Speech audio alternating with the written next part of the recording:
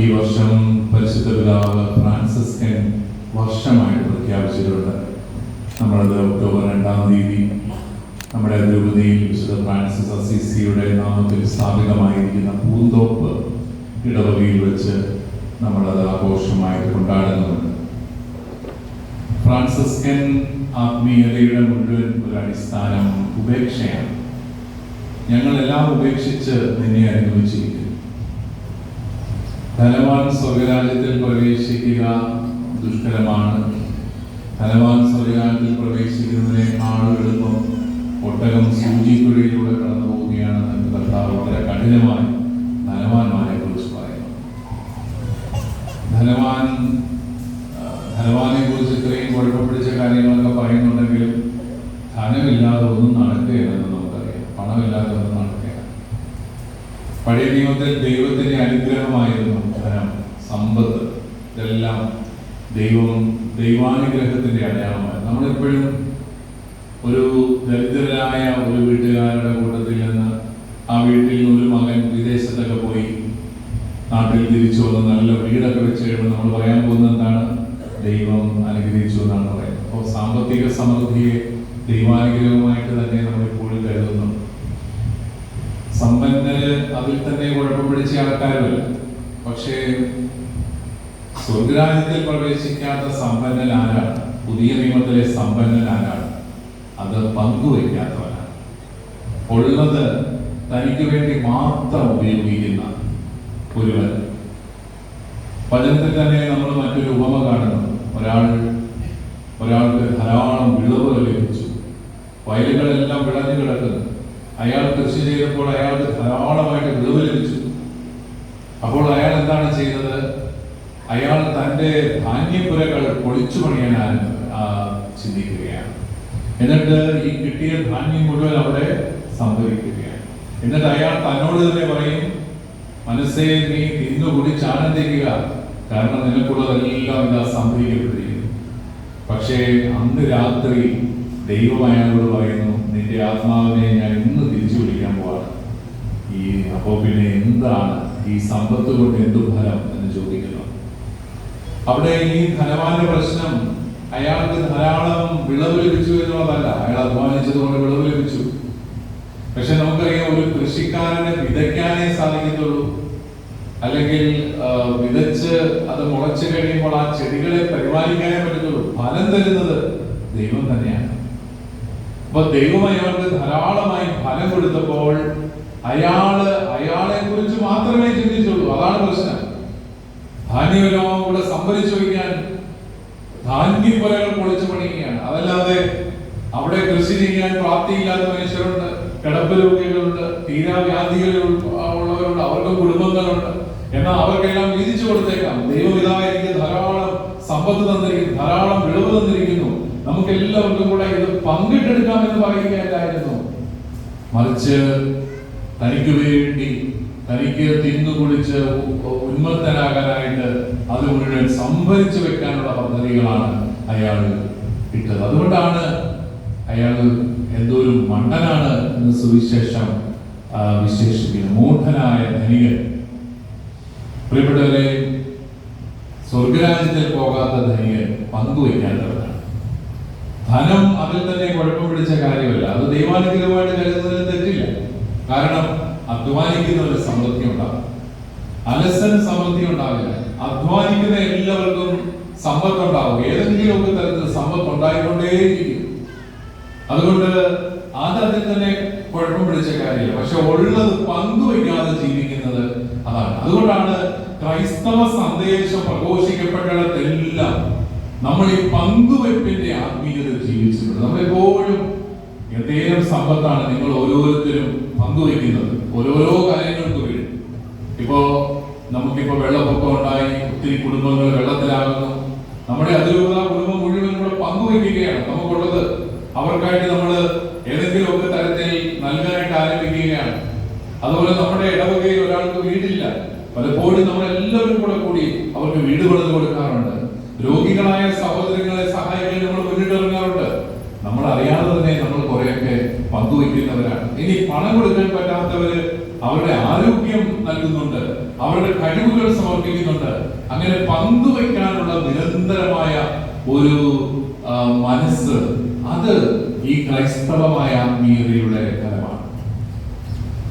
Franciscan ആത്മീയത അതിലും ഒരു ചുവട് കൂടി മുന്നോട്ട് പോവുകയാണ്. എന്താണത്? ഈ സമ്പത്തിനെ എല്ലാം ഉപേക്ഷിച്ച് പോവുകയാണ്. ഭൗതികമായ സമ്പത്തൊന്നും എനിക്ക് വേണ്ട എന്ന് പറഞ്ഞ് അതിനെയെല്ലാം ഉപേക്ഷിച്ച് ദാരിദ്ര്യത്തിന്റെ ഒരു ജീവിതം സ്വന്തമാക്കുകയാണ്.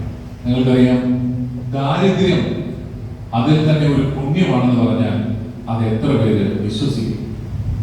ദാരിദ്ര്യം ഒരു പുണ്യമാണ്. നമ്മുടെ ഈ സിസ്റ്റേഴ്സ് എല്ലാം ദാരിദ്ര്യ വ്രതം എടുത്തവരാണ്. ദാരിദ്ര്യ വ്രതം എടുക്കുന്നവരെല്ലാം പട്ടിണി കിടക്കുക എന്നല്ല അതിന്റെ അർത്ഥം. ദാരിദ്ര്യ വ്രതം എടുക്കുന്നവര് സമ്പത്ത് സ്വന്തമായിട്ട് കരുതാതെ പങ്കുവയ്ക്കുന്നവരാണ് എന്നാണ് അതിന്റെ അർത്ഥം. നടപടി പുസ്തകത്തിൽ പറയുന്ന അവർ തങ്ങൾക്കുണ്ടായിരുന്നതെല്ലാം പങ്കുവെച്ച് ജീവിച്ചു എന്ന് പറയുന്ന ആ ഒരു ജീവിതം നമ്മളത് ഏറ്റവും കൃത്യമായിട്ട് കാണുന്നത് സന്യാസ സമൂഹങ്ങളിലാണ്. നമ്മുടെ സിസ്റ്റേഴ്സും സന്യാസ വൈദികരും ഒക്കെ അവര് ജോലി ചെയ്യുന്നുണ്ട്, അവര് സ്കൂളുകളിൽ പഠിപ്പിക്കുന്നുണ്ട്, അവര് പല മേഖലകളിൽ അധ്വാനിക്കുന്നുണ്ട്, അവർക്ക് ശമ്പളം കിട്ടുന്നുണ്ട്.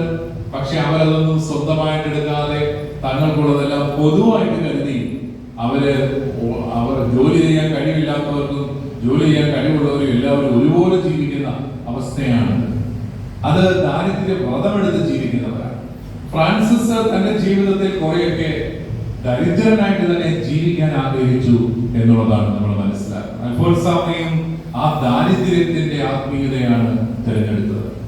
ഫ്രാൻസിസിന്റെ ജീവിതത്തിൽ നമ്മൾ കാണുന്നുണ്ട്, ഒരു നാട്ടിലെ സമ്പന്നനായ പട്ടു വ്യാപാരിയുടെ മകനായിരുന്നു അദ്ദേഹം. ഇഷ്ടംപോലെ പണം ഉണ്ടായിരുന്നു. മകനെ കടയേൽപ്പിച്ചിട്ട് അപ്പൻ എന്നൊക്കെ പോയോ തിരിച്ചു വരുമ്പോ അപ്പന് നഷ്ടമാണ്. കാരണം അയാൾ കടയിലെ പട്ടൊക്കെ എടുത്ത് എല്ലാവർക്കും കൊടുക്കും, അല്ലെങ്കിൽ ആ മേശയിലെ പണം എല്ലാവരും എല്ലാവർക്കും കൊടുക്കും. അവസാനം മകനെ കടയിൽ ഇരുത്താൻ പറ്റാത്ത അവസ്ഥയായി അപ്പൻ. അങ്ങനെ സുഖങ്ങളുടെ ലോകത്ത് ജീവിച്ചിരുന്ന ഈ ചെറുപ്പക്കാരൻ ഒരു ദിവസം തനിക്കുള്ളതെല്ലാം ഉപേക്ഷിക്കാൻ പരിശുദ്ധാത്മാവ് പ്രേരിതനായി ഒരു തീരുമാനമെടുക്കുകയാണ്. തനിക്ക് അപ്പൻ തന്നതെല്ലാം ഊരി, വസ്ത്രങ്ങൾ മുഴുവൻ ഊരി അപ്പന്റെ മുമ്പിൽ വെച്ച് പൂർണ്ണ നഗ്നനായി നിന്നു എന്നാണ് ഫ്രാൻസിസിനെ കുറിച്ച് പറയുന്നത്. അപ്പൊ ആരാണ് എല്ലാം കൂടി അവിടെ ഉണ്ടായിരുന്ന ഒന്ന് രണ്ട് ചാക്കെല്ലാം കൂടെ എടുത്ത് ഫ്രാൻസിസിനെ ഒളിപ്പിച്ചു. പിന്നീട് ചാക്ക് വസ്ത്രം ധരിച്ചുകൊണ്ടാണ് ഫ്രാൻസിസ് ജീവിക്കുന്നത്. ഒരു വലിയ തീക്ഷ്ണമായ ദാരിദ്ര്യത്തിന്റെ ജീവിതമാണത്. ലോകത്തിന്റെ സുഖങ്ങൾ ഒന്നും വേണ്ട എന്ന് പറഞ്ഞുകൊണ്ടുള്ള ഒരു ജീവിതം. നല്ല രുചിയുള്ള ഭക്ഷണം കൊടുത്താൽ അതിനകത്ത് ചാരം വാരി ഇട്ടിട്ട് അതിന്റെ രുചിയെല്ലാം കളഞ്ഞിട്ട് കഴിക്കുമായിരുന്നു ഫ്രാൻസിസ് പുണ്യാണ്. നമ്മൾ പറയാതെ മണ്ടത്തരം. ചാരം തിന്നണമെന്നുണ്ടെങ്കിൽ അത് തന്നെയാണ് തിന്നാൻ പോലെ.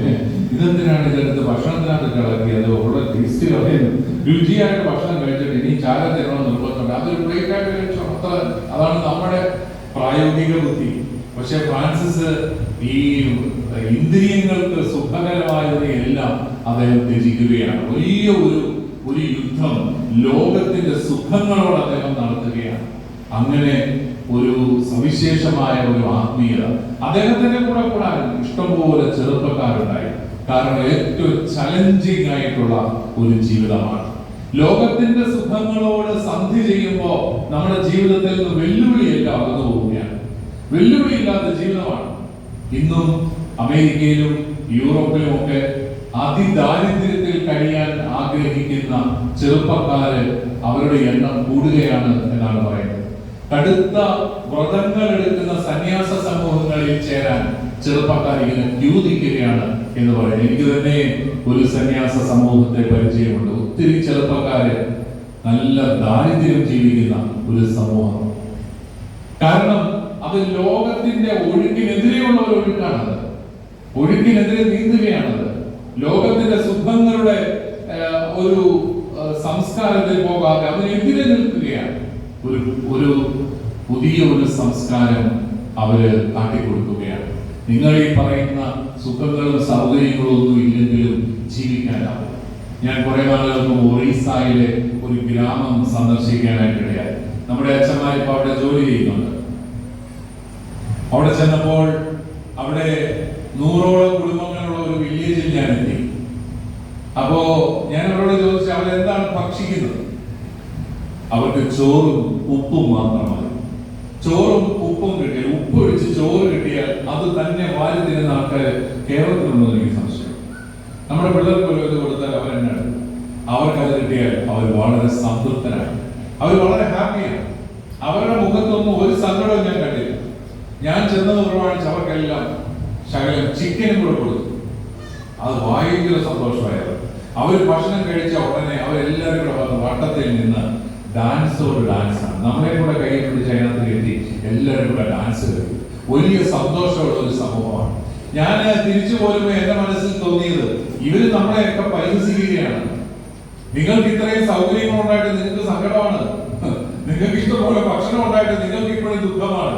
ഞങ്ങൾക്കില്ലാത്ത ഒത്തിരി സൗകര്യങ്ങൾ നിങ്ങൾക്കുണ്ട്, നിങ്ങൾക്ക് വണ്ടിയുണ്ട്, നിങ്ങൾക്ക് സുഖ സൗകര്യങ്ങളുണ്ട്, എന്നിട്ട് നിങ്ങളുടെ മുഖത്ത് ഇത്രയും സന്തോഷമില്ലെന്ന് പറഞ്ഞ് അവര് നമ്മളെ പരിഹസിക്കുന്നത് പോലെ എനിക്ക് തോന്നി.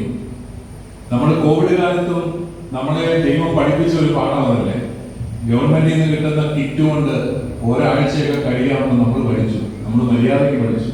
അത് കഴിഞ്ഞപ്പോൾ അതിന്റെ അപ്പുറത്തേക്ക് നമ്മൾ തിരിച്ചുപോയി. എന്നാലും അന്നത്തെ കാലത്ത് എത്ര ലളിതമായിരുന്നു നമ്മുടെ ജീവിതം.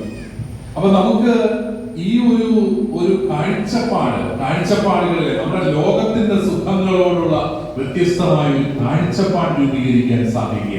അതാണ് ഈ ഫ്രാൻസിസ്കൻ ആത്മീയതയുടെ ഒക്കെ അടിസ്ഥാനമായിട്ട് നിൽക്കുന്നത്. അത് തന്നെയായിരുന്നു അൽഫോൻസാമയുടെ ജീവിതത്തിലും നമുക്ക് കാണാൻ സാധിക്കുക. നമ്മുടെ ഇപ്പോഴത്തെ ഒക്കെ തലമുറയ്ക്ക് ഇത് മനസ്സിലാക്കാൻ സാധിക്കുമോ എന്ന് നമ്മൾ ചിലപ്പോൾ അത്ഭുതപ്പെടും. ഞാൻ കുറെ വർഷങ്ങൾക്ക് മുമ്പ് 2011 വരെ 7 വർഷം ഇറ്റലിയിൽ റോമിൽ പഠിക്കാനായിട്ടിടയായി. അവിടുത്തെ വില്ലേജുകളിലെ പള്ളികളിലൊക്കെ ഞങ്ങൾ ശുശ്രൂഷ ചെയ്യാനായിട്ട് പോയിട്ടുണ്ട്. അവധിക്കാലങ്ങളിൽ, ക്രിസ്മസ് കാലങ്ങളിലൊക്കെ അവിടെ എല്ലാം ചെറുപ്പക്കാരുടെ സംഘങ്ങളെ കാണാൻ സാധിച്ചു. അവിടെയൊക്കെ ഫ്രാൻസിസ്കൻ മൂവ്മെന്റ്, ചെറുപ്പക്കാരുടെ ഫ്രാൻസിസ്കൻ ശൈലിയിലുള്ള ജീവിതം, അവിടെ ഫ്രാൻസിസ്കൻ ശൈലി സ്വീകരിച്ച ഒത്തിരി ചെറുപ്പക്കാര് അവിടെയുണ്ട്. ഏറ്റവും കൂടുതൽ ചെറുപ്പക്കാർ ഇന്ന് പങ്കെടുക്കുന്നത് ഫ്രാൻസിസ്കൻ മൂവ്മെന്റുകളിലാണ്. കാരണം അവർക്ക് അത് ആത്മീയതയുടെ ഒരു അനുഭവമായിട്ട് മാറുന്നു എന്നുള്ളതാണ് വാസ്തവം. അതുകൊണ്ട് പ്രിയപ്പെട്ട സഹോദരി സഹോദരന്മാരെ, നമ്മൾ ഈ ദിവസങ്ങളിലൊക്കെ അൽഫോൻസാമയുടെ ജീവിതത്തെ കുറിച്ച് ധ്യാനിക്കുമ്പോൾ, അൽഫോൻസാമ ദാരിദ്ര്യത്തെ പുൽകിയ ഒരു വ്യക്തി എന്നുള്ള നിലയിൽ, ക്ലാര പുണ്യവതിയൊക്കെ ദാരിദ്ര്യത്തെ പുൽകി ജീവിച്ച ഒരു വ്യക്തി എന്നുള്ള നിലയിൽ നമ്മുടെ ലോകത്തിന് പുതിയ ഒരു വഴി അവർ കാട്ടിത്തരികയാണ്.